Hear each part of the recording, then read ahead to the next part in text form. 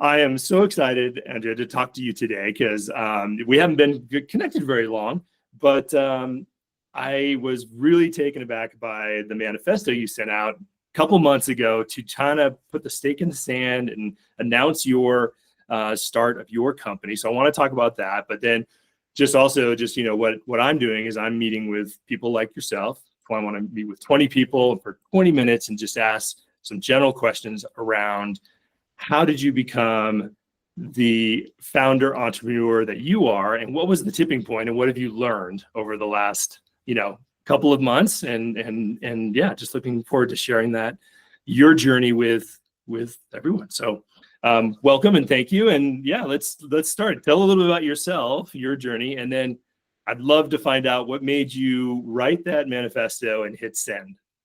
Sure. Yeah. So I'm a transformational leader. So I love big, meaty challenges. I have a long career in marketing, sales, and customer success. I was a 2-time vice president of customer success in my previous 2 roles. It's interesting. So you want to know why or what was the impetus for launching my business? So I'm going to tell you a little bit of a story that Perfect. I think you'll find interesting and relevant. But when there was a leadership restructure at the company I was at back in the fall, I knew that the job market would be really tough. And I also knew that I was looking for my next full-time operator role. So I came out of the gates like running. I had a resume writer, I had an executive coach, I had interview help, I was part of groups. I was talking to 25 people a week and adding 50 people to my network a week, 50. So I was on it. Yeah. And I talked with 30 companies. I came last in the interview process 4 times and was still not selected. And I really learned 2 things in this process. One is companies don't want to commit. They're really afraid of hiring a senior leader right now. Unless they check every box, unless they're 100% sure that they are the right person, just with sort of the macroeconomic climate, political climate, companies don't want to commit. So that was the first thing I learned. The second thing I learned was that I didn't want to commit either. And so all of these companies that I talked to had really tough challenges, churn problems, failed mergers and acquisitions, morale problems with leadership changes, you name it. There were so many problems. And I started to think, wow, like you're going to get me into this role, ask the moon of me. And if I can't deliver, you're going to fire me. Yes. And so I started to think of these roles as 1 year, short-term engagements. And then I thought, well, if it's going to be a year, I'd rather do this fractionally. But my biggest fear was that I would create a business, launch it, and have no clients. Yeah. So that's not what I wanted to do. And so I started training customer success teams pro bono, coaching people, just, trying to dip my toe in, getting some testimonials. And my first client actually found me on LinkedIn. Okay. They've been following me for a while. They reached out. They said, hey, we've got this project. We'd love your help. I was pretty hesitant at first, but I said, we'll try something. We'll start small. And then when I actually got declined by 2 companies in the same week, they came back and they didn't hire me for a VP of customer success role. I got an idea. And so I went back to those companies and I said, look, you really need help. You have a 40% growth goal that you are not going to hit if you don't have immediate help, and you have no other candidates in the pipeline. They were only interviewing me. And so I said, why don't you hire me fractionally? And I was shocked that one company came back in 24 hours and hired me. They were like, you're hired, which really proved my point of like, companies don't want risk. What I was offering was very, very low risk. Fire me at any time. I don't expect you to keep me long term. You need help. I can execute. Bring me in now. And then the other company said, that's a really interesting idea and I'm going to think about it. So that's when I knew I had something. And so I didn't have a business at that point. I had 2 clients and no Okay. business. And so I created my business in about 2 weeks. Wow, that's awesome. Oh man, I love the story.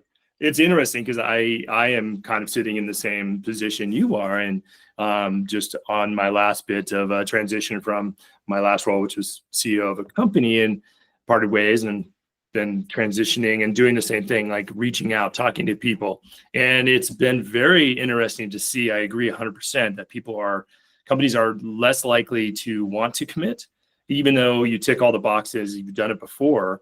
I think your approach is spot on. I think the shift to fractional, try before you buy, or just bring some senior people in who actually have been there, done that, and can really coach and mentor. I think that's amazing. So your business is it's kind of just transition out of your just tenacity to think differently about how you position yourself as an expert. So what have been some of the lessons learned in this rolling up a business in just a month or whatever? What are some of the things where you're like, I didn't know about that, but I just figured it out? Yeah, a lot of lessons learned for sure. I mean, you don't know what you don't know when you create a business. I think a couple maybe surprises for me.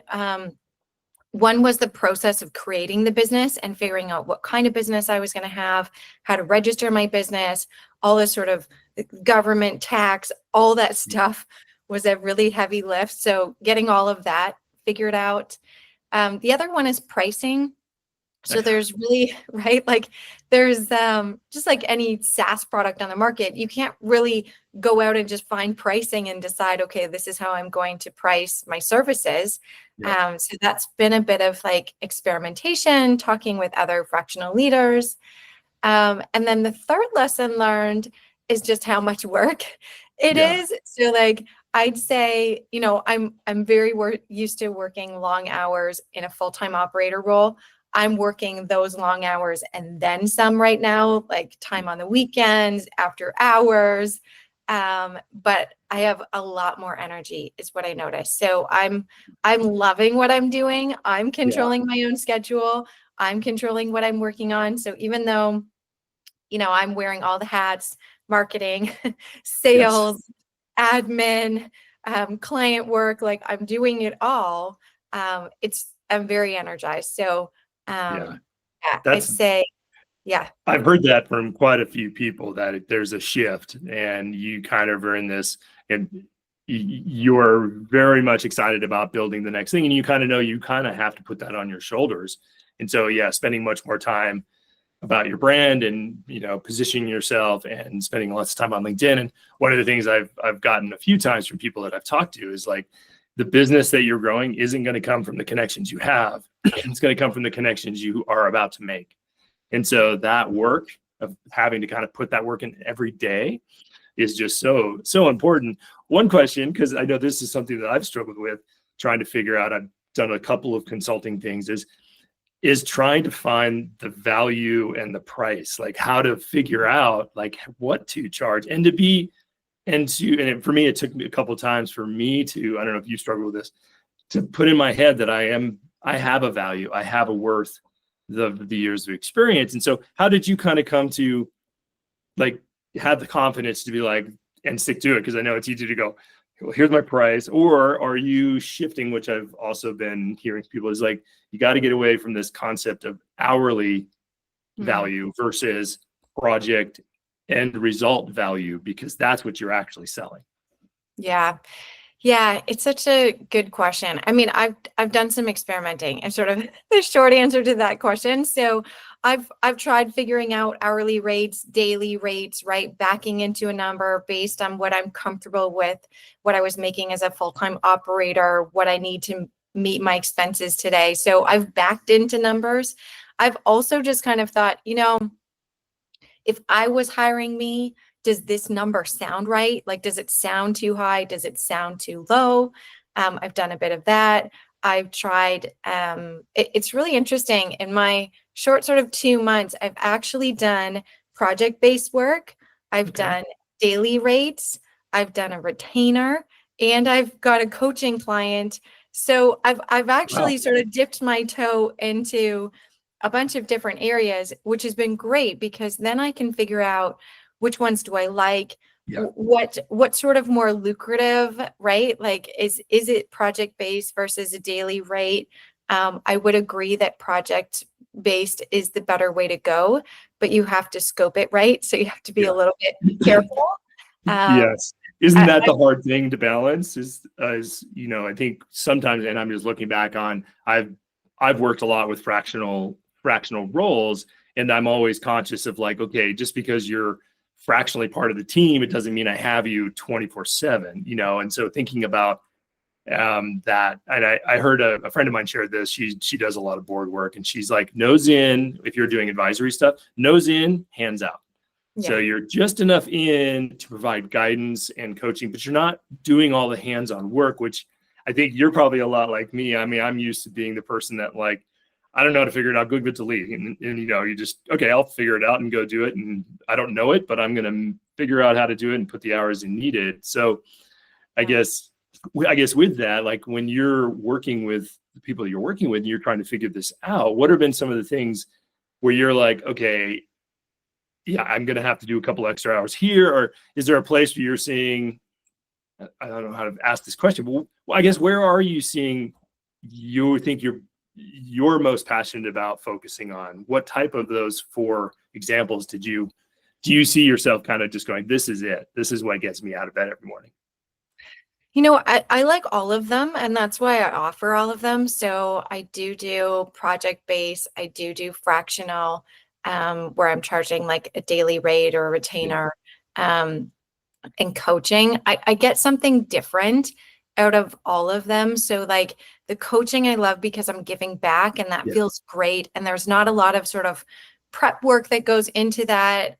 Although I do sort of like a mentor peer operator. So you can actually send me projects and like I'll help you with an actual project.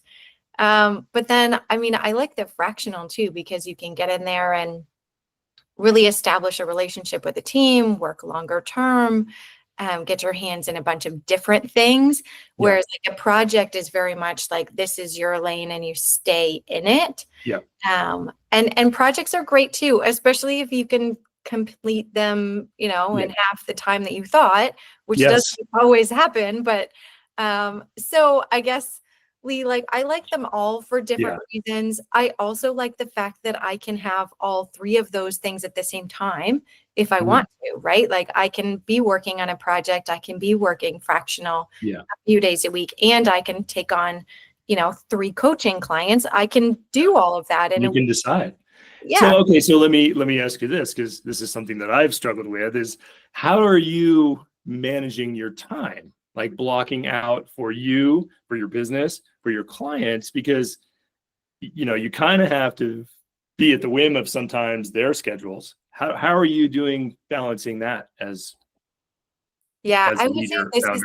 this is the hardest thing, because it's hard to get into a routine. And especially if you have shorter term projects or fractional work, then you kind of finally get into a routine and then your routine changes. So what I typically do, Lee, is I work for clients on Tuesday, Wednesday, and Thursday, full stop. So like those 3 days, I'm dedicated to client work. Mondays and Fridays, I do a lot of like admin work, plus I do a ton of networking on those days. So I think one of the mistakes I made, I mean, and I'm early days, but I already know I made a mistake early, which was that once you start getting client work, it's so easy to take your foot off the gas with like the new business development and talking to people. Like so easy, especially if you get in there, and your project is more than what you thought it would be. It's more work. You're trying to develop something. You're like, so you're putting in extra hours there and you're really focused on the client work.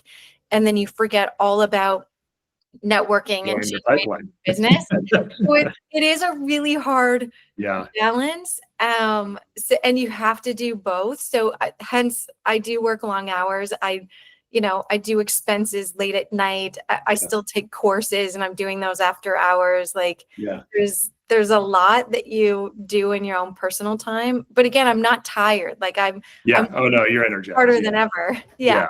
So I did look at in your background, and I see you're an ambassador to Winning by Design, which is one of my favorite series of books. I think their whole program. Two questions I want to ask you. One, how much of the Winning by Design do you try to bring into kind of what you're doing? And then the second, do you feel answer that one, and then I'll ask you an AI impact question on Winning by Design. Sure. Yeah.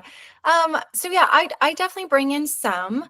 I would say, so I'm also a member of Pavilion. So I took the revenue architecture course through Pavilion. So it's Winning by Design's course, but I took it through Pavilion. I also took CRO school, CCO school, enterprise go-to-market school, and AI. I took all of those as well, and the fractional leadership course. And I would say I definitely use pieces of all of that on a very regular basis. So I wouldn't say that there's like any one sort of methodology that I tend to lean more towards. I take sort of whatever I need when I need it. Okay. No, that's awesome. And I think that's, you keep hearing the stories about, the generalists, the people that actually can pick and pieces. And I mean, in my background, I've always found like models are great, but you kind of have to make them your own, and you have to tweak them, and you tend to put pieces of the puzzle from different models to fit the need of the organization you're in or the client you're working with. I would like to just know like how much, just because I've been using the Winning by Design concepts for about 10 years. And how do you think the impact of AI is going to be on programs like Winning by Design and teams? I mean, people are talking about, we're going to replace all of our, BDRs, SDRs. And so the pod concept, like, how do you kind of, if you could look out 12 months, what do you think the new team maybe is going to look like? Yeah, you mean like the impact of AI on go-to-market teams? Yeah. So it's really interesting, and I get asked this all the time. In fact, another fractional leader asked me this just on Friday. He was like, "What are you seeing for AI?" And I was like, in working with my clients, I'm not seeing a lot. Okay. And he said, "Me neither." So this is really interesting because there's a lot of buzz and there's a lot of talk and there's a lot happening with AI. But if you're in an organization, there's not a lot happening in organizations right now. And I've been thinking about this a lot because he was saying, "Well, why do you think that is?" And I said, the companies that I'm working with have churn problems, unlocked expansion revenue, employee sort of morale, like team dynamics happening, leadership turnover, acquisitions. I was like, okay, AI is great and we really need it, and it is going to shape the future, and it is doing that on a daily basis. However, there are real go-to-market problems right now. And so if you can use AI to help augment that, make things a little bit easier, great. But like what I don't see is companies sort of stopping what they're doing and saying, "Hey, how do we do this with AI?" I see them like very much focused still on the core challenges of the business. I 100% agree with you. I think you can get sucked in. There's a lot of news out there. And especially if you are in LinkedIn a lot, like the world is falling, the sky is falling, and AI is changing everything, and everyone's losing their job. And there are definitely the early adopters who are trying to run, Swan AI, and a couple other ones are like 3 founders, get the 30 million ARR, all with agents. That is happening. But the majority of the businesses out there are, I 100% agree, they're struggling just creating a profitable business, trying to figure out how to acquire customers, retain customers, make customers happy, get their business running in a positive way. And I think that's, the ones who are trying to blend the teams of the future and all that it's just a small slice. I think from what I'm seeing and talking, I 100% agree with you that most people are just dabbling or saying, we don't have a strategy yet. We'll figure it out next year once we hit our 40% growth goal that we have to do before the investors get mad.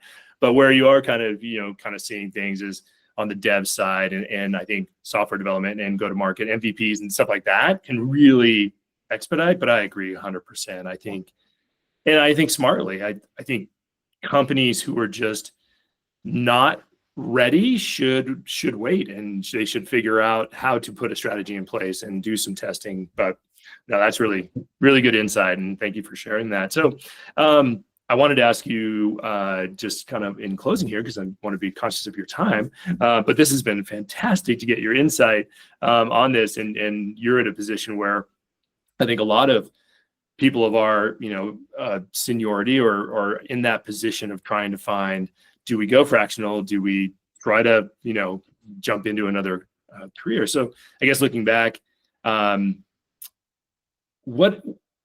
let me ask this question in a different way, I guess. So, because you've only been 2 months, you've learned a lot. You've already made mistakes, and you've already shared a lot about how you put together your business pretty quickly. Is there something that you would have recommended to someone who's about to start their journey of creating maybe their own consultancy or fractional services? What would be some recommendations that you would pass on? Yeah, I think my biggest recommendation is go out and find some clients. And I mean, I know that sounds like, well, how am I going to find some clients if I don't know what I'm offering? But I mean, I get sent people's pitch decks all the time, their websites, you name it. Like, can I look this over? Can I offer feedback? But they don't have any clients yet. And I think it's kind of like, launching a product that you think is the right fit for the market, and then realizing that you're solving the wrong problem, or no one wants to buy that product. They want to buy something slightly different. And so for me, I think my secret to success was I did take the time to sit down and really figure out, what was I offering? What problem am I solving? What sort of my messaging? But I didn't create anything. I created a deck for myself, to kind of play around with it and get it right. But I didn't put it out there. What I did is I started talking to people, and I started saying, like, does this resonate? And like, does this resonate? Does this resonate? And just getting real-time feedback before actually developing anything. So I think at least that's how I found success. And that's what I would recommend is, like, the whole idea of like, build it and they will come. Like, we all know that that's not true. Right. And so I'd say, don't spend, thousands of dollars on a website and a pitch deck and, you name it, your branding. Go out and solve a problem, figure out what problem you're solving, and talk to some people, and then create a business. Yeah, that is amazing advice, because I think that parallel in your example of a product is like, if you fall in love with the solution so much and you haven't defined what the problem is, no one's going to care, no one's going to buy it. And I think the earlier you talked about, hey, just going out and let me prove to you, or some pro bono, and let me help solve a problem for you to validate that, I think is such good advice. So, all right, just in closing, I want to ask you, what would be maybe a favorite go-to either model or book that you always kind of lean on or recommend to people? Yeah, I mean, a book that I really love right now is called Tiny Experiments. So someone put it on LinkedIn, I saw it, I read it, and I was like, yes, like, this makes sense. And the premise behind the book is, as a culture, we're very much ingrained that we set like a goal, and that we need to achieve that goal. And like, I'm going to work backwards from that goal. Whereas Tiny Experiments is saying, I don't truly know what this goal is right now, but I'm going to experiment. And if it works, I'm going to do more of it. And if it doesn't work, I'm going to do less. And I'm just going to keep experimenting and keep evolving and keep moving. And that's really how my business has gone. Like, I don't have like a business plan that says, like, I want to make X number of dollars, in this amount of time, I need this number of clients. Like, sure, I'm kind of thinking that, but Tiny Experiments gives me permission to say, I'm going to try this thing and see if it works. And if it works, I'm going to do more of it. And if it doesn't work, I'm going to do less of it. And so that end goal is always kind of moving a little bit. And that's perfectly okay. And then I'm fine with that. Yeah. Oh, Andrea, amazing. So first off, thank you so much for the time today. Like I said, I was so taken aback by your manifesto and your announcement of, starting your business and who you are and your purpose, that I just wanted to really connect with you. And so thank you for the time today to share. So where can people find you if they want to coach or have you help with Fractional? LinkedIn is the best place. So you can find me. My business is called CS Impact. So you can find my business. You can follow me, Andrea Bumstead. Like I said, I don't have a website. Maybe sometime in the future. I'm also looking at a newsletter, but right now, LinkedIn is where to find me. Great. Awesome. Well, thank you so much. Thank you.